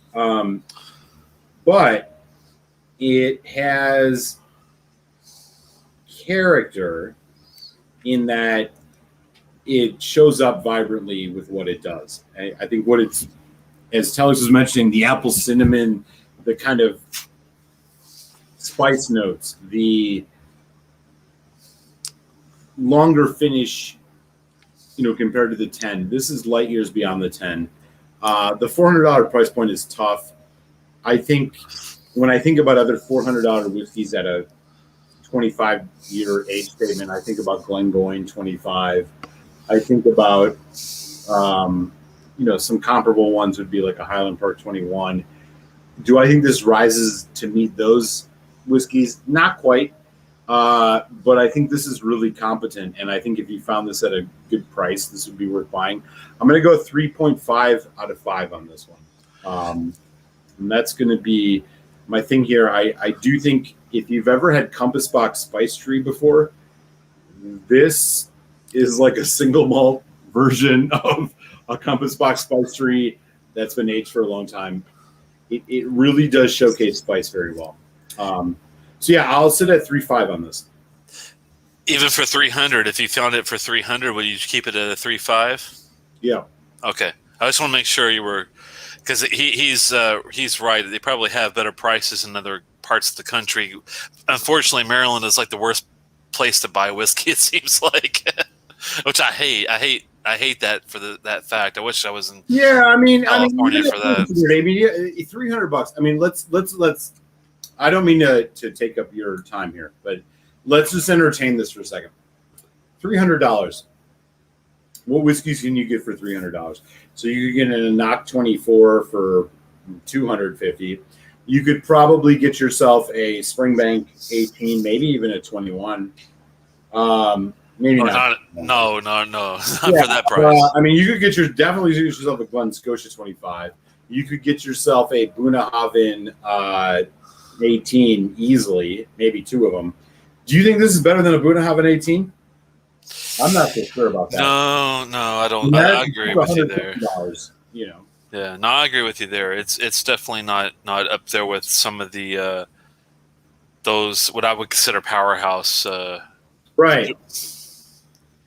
So when you compare it to other things, okay, and it's not fair to compare apples to oranges.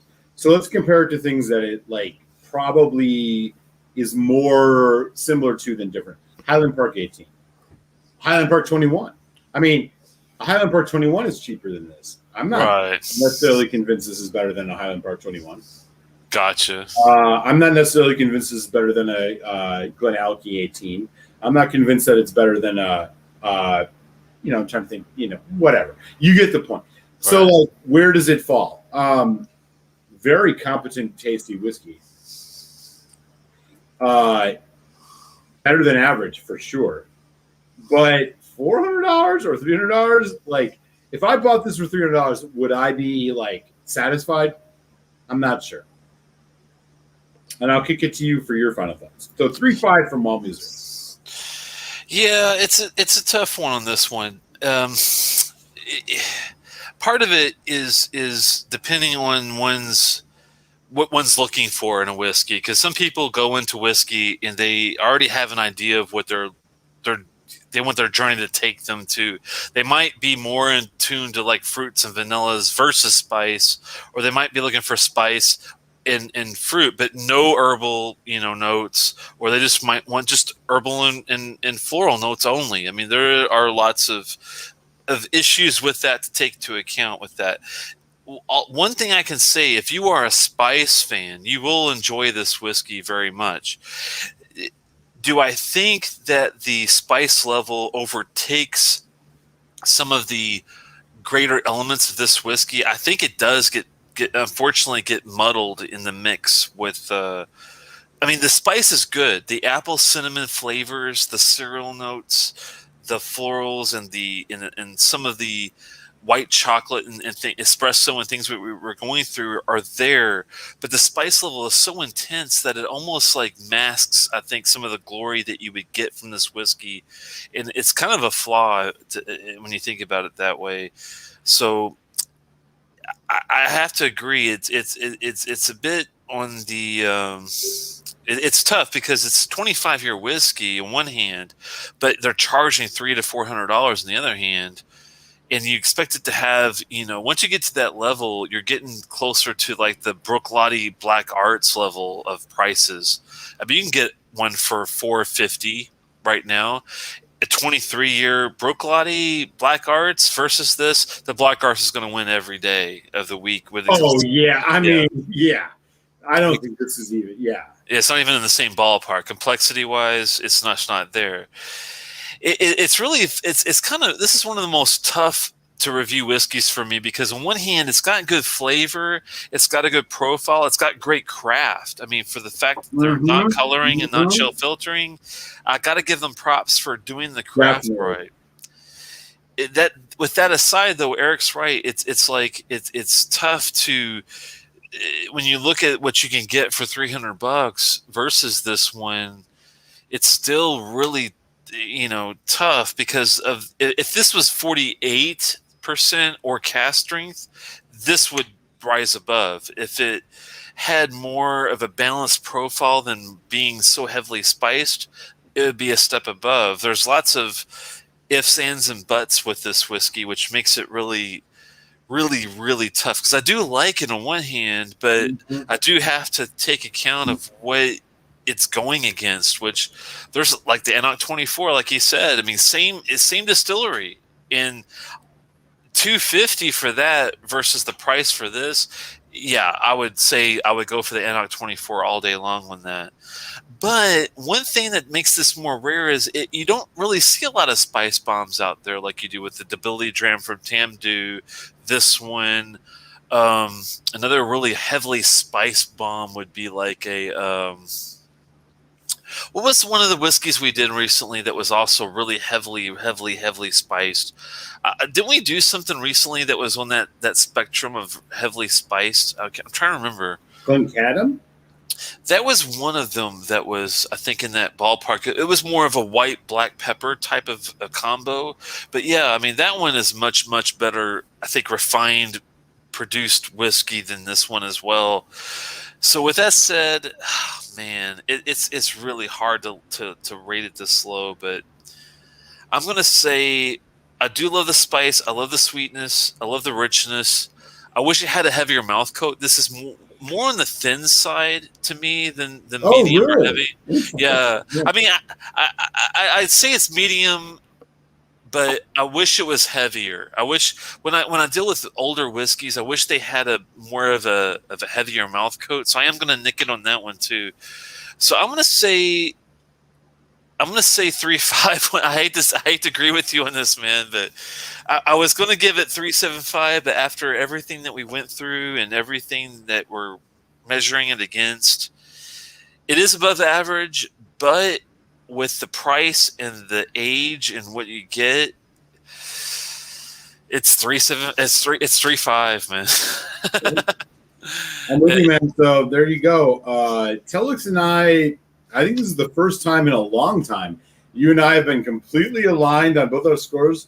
2.75 out of 5 for the Speyburn 10s from Telex and Malt Muser. Isn't that crazy? Same scores, 3.5 out of 5 from Telex and Malt Muser on the Speyburn 25. So there you go, y'all. Isn't that weird? Usually we are shifted. Like he'll love something a little bit more, or I'll love something a little bit more. But on this one, we really see eye to eye. Honestly, I'm surprised that you saw the promise in the 10. But I appreciate that you did take the time to find the appreciative part of that. Isn't it funny how like value wise these are such a spectrum difference if you think about it? Yeah, definitely. Is it Spice Bomb or crappy fire distillate? I will say the latter. No, this is not a crappy fire No, I'm sorry, Cohen, but definitely has real cinnamon, nutmeg, spicy power to it compared to a crappy distillate. I have to say. What do you think, Eric, on this one? I'm pretty much in alignment with you on that. I mean, we definitely could tell if it was just ethanol or just like a heavy, alcohol. I mean, if it was 53%, then I might agree with you. But since it's only, I mean, for its age, it being 46 is pretty much spot on. I have to say. Yeah, I agree. I totally agree with you. Yeah, I wouldn't pass up a taste of this, but I got a bottle of Lafroig 25 cask strength for $3.50 last year. Yeah, Wow. that's the right price. Yep. Yep. Yep. That's awesome. Anybody else had the Speyburn 25? I'm curious. How do you compare it with the Benriach 25 Authenticus? That's one I have not ever tried. It's been on my radar to maybe pick up, but I'll be honest with you. When I had the, I think Eric had this with me, the Benriach 21. Did I have that with you? Yep.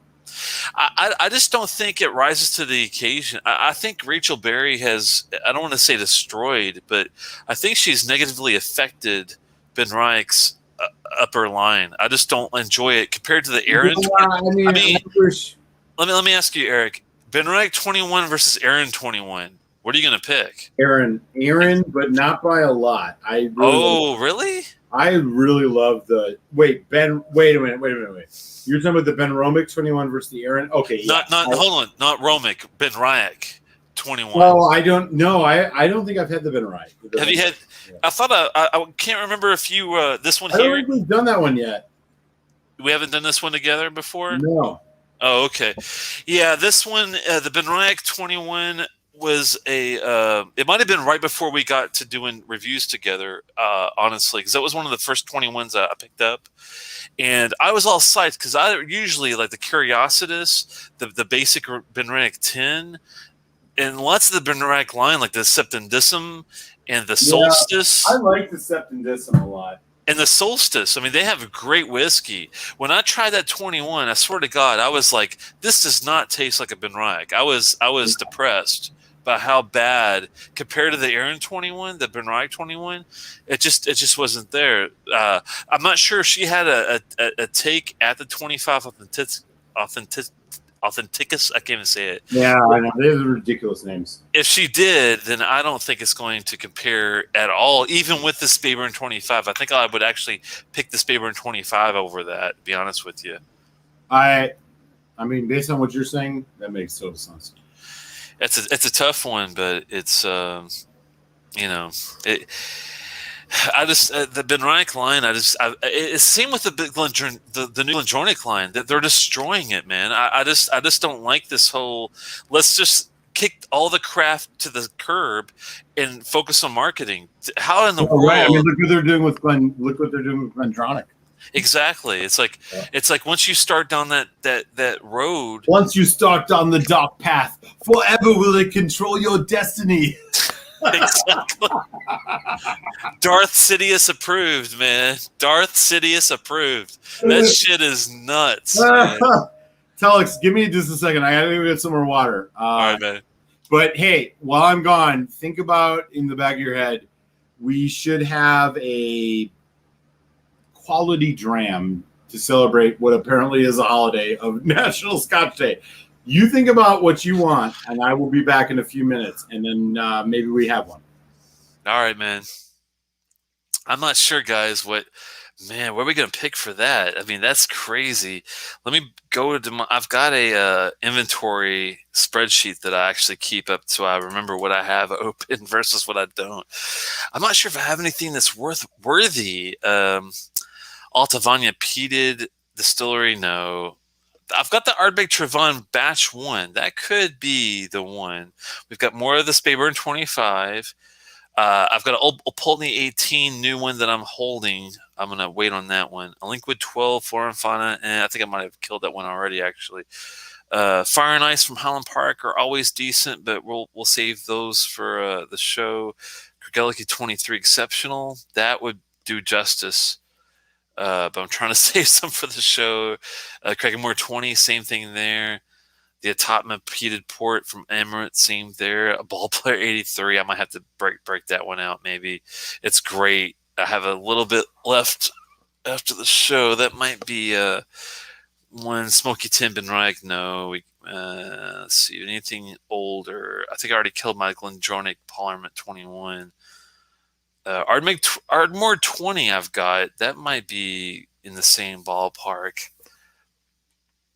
I'm going to give him a choice when he comes back between a couple options. What are you guys sipping in honor of National Scotch Day? I'm curious. If I could spend $350, $400 in U.S. Black Art, I'd go for the Dark Cove committee release. Yeah. Yes. I mean, wow, those are both great drams, but it also depends on which version of the Black Arts. The 401 is definitely up there with the Dark Cove.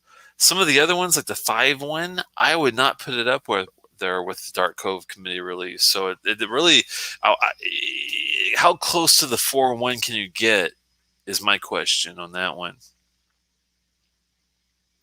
Canadian money is, a bit different than that one.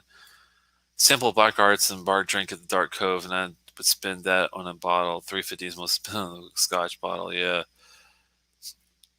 400 a million times over 25 years paper. I'm praying for your buying senses. Dude, if you could get a Springbank 21 for 400, let me know where, because it's 600 here. Minimum 600. Actually, let me just verify that. Let's verify that right now. Petite has the best prices in Maryland, and they are a carrier of Springbank. Let's see what they got here. They got the 10 for $90. I remember when you could get the 10-year-old Springbank for $75 easy every day. It was only 5 years ago. Now it's $90 for the Springbank 10. That's bullshit. $150 for the 15. That's pretty decent, actually. $80 for the Hazelburn 10. The 18 they went $250 for. Jeez, man, that's expensive. The 25 is $900. They don't have the 21, unfortunately, but the 25 is $900. There you go. This Hazelburn Oloroso 13-year, $150. That's the one I would get. Springbank Hazelburn Oloroso cask whiskey at 13 years for $150. Sold to Telex that fast. But yes, I mean, it's apples and oranges on the 21 is not going to be $400. It's going to be definitely around $600 here. But if you can find it for $400, give me a link at telex@outlook.com and I will jump all over it. Telex@outlook.com and I'll jump all over it. I promise you. Ooh, cousin in British Columbia has a Lefroy 25. Wow. If it's the cast strength, man, that's badass. One of the best bottles of all time. Time to crack open the Game of Thrones. Oh, man. Enjoying some Glen Scotia Festival 2020 cast strength tawny port finish. Ooh. I bet that's pretty good. Excuse my little belch there. Is that an awesome silver luck as I think it would be, or is it not up to snuff? Let me know what you think of that one. I'm just curious.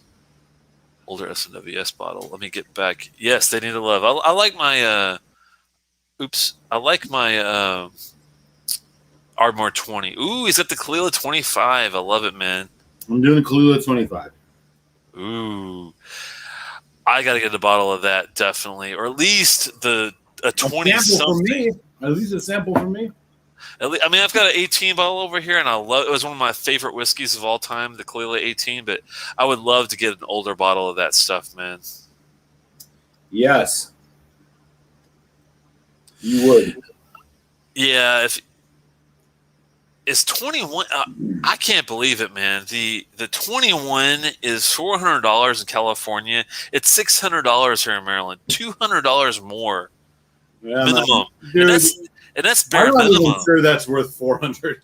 I don't know. Maybe it is, but The Springbank 21. yeah, I don't know. I mean, maybe. I never had it before. I had the 19. It was my oldest Springbank I ever tried. Did you have a 21? I've had it, yeah, but they change each year. I've had the one that had a rum finish, which was like that 2009 or something. Yeah. Ooh. Okay, thanks a lot, Silver Look. I appreciate the link for the 21 because, man, I've seen that sucker for 600 around here at the cheapest is 600. Believe it or not. Oh, he's going to pour what's left of your sample. Nice. Oh, nice, man. What are the specs on that 25 you got there, Eric? Not as exciting as they should be. Uh-oh. It is 43%. It's got a pretty minimalist box, so they get darker as they go along. It's supposed to be about the way the sun hits the distillery on Isla, et cetera, et cetera. So it's a very dark one because it's the 25. It is 43% ABV. It is probably chill filtered. It is probably natural or fake color. But Nice. It's a Kalila 25. I am not the hugest fan of Kalila 12. I am a bigger fan of. Here's my deal with Kalila. Kalila is a good distillery. Buy independent bottlings. If you can't find them, get yourself the 18. Maybe get yourself the 12.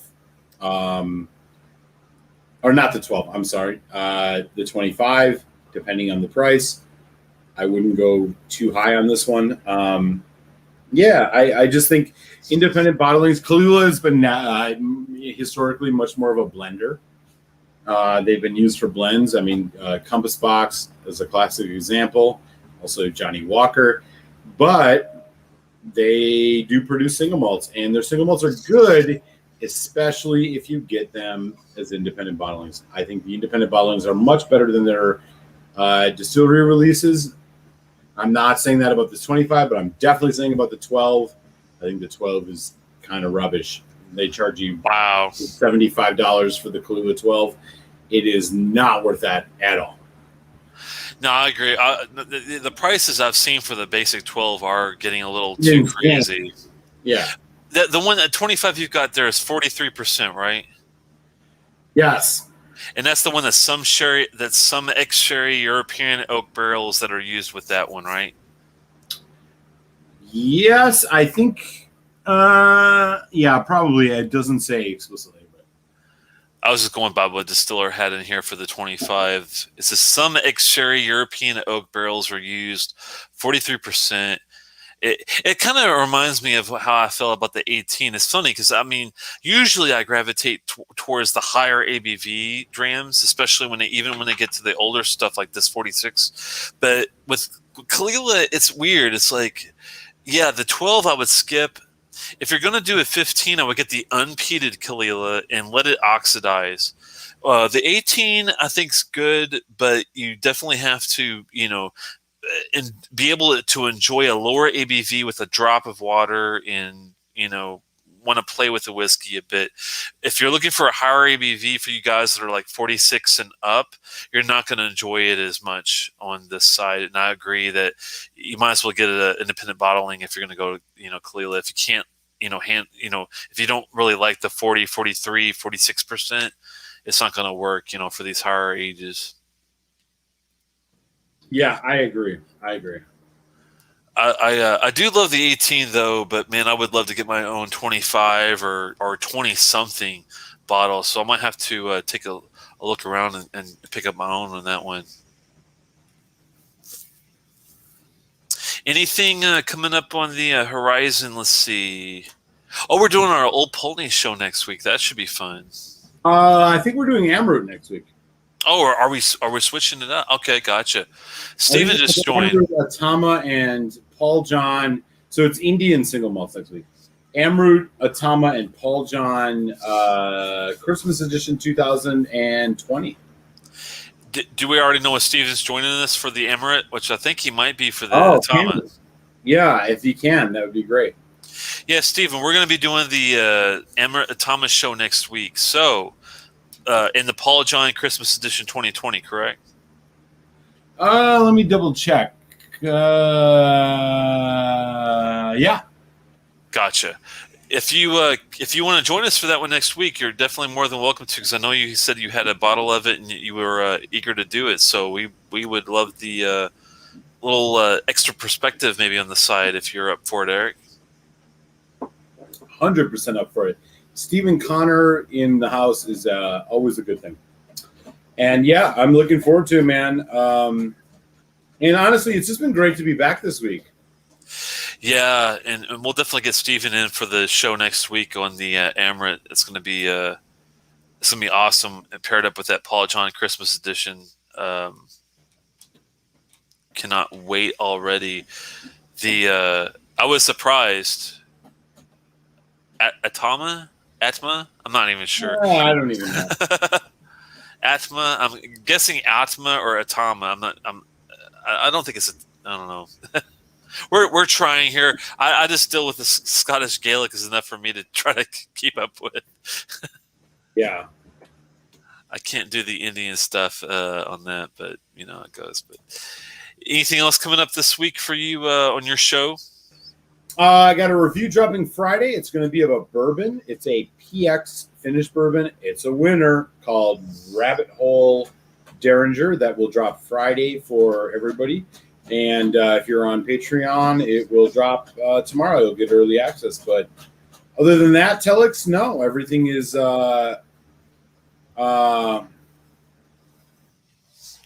is basically where it is, and looking forward to next week. Got you there. And sorry to mess up on the schedule. No, you're good.